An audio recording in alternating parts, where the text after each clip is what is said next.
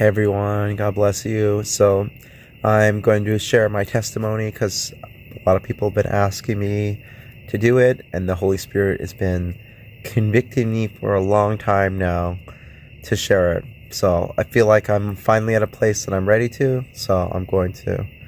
So, my life started out is, my mom lost my youngest brother. He died from a hokey pokey when he was only a couple days old, and that drove my mom into becoming a Jehovah's Witness, and she drove me and my brothers into doing that as well.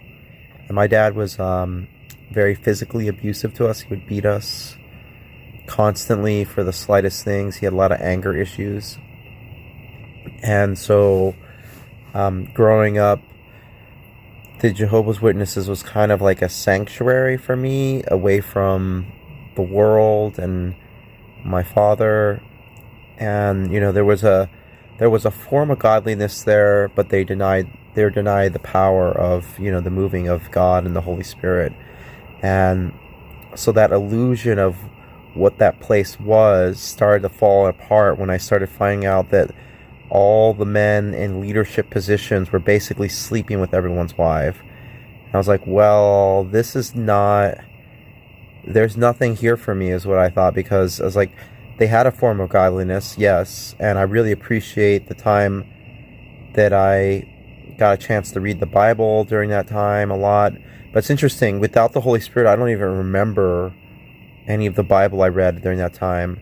So that, I'll talk about that later, where I think that the Bible's meant to be read with the Holy Spirit, and if you don't, then, you're not able to get the proper understanding. So it did give me a monicum of morality that over the world, I believe. But it's just like anything else we see with the Old Testament. They had a form of righteousness with laws and the word they had at the time, but they weren't able to go fully. They weren't able to have full righteousness. And so I fell away from them. I stopped going. My mom was like staunch religious, so she was like trying to do everything she could to get us to go.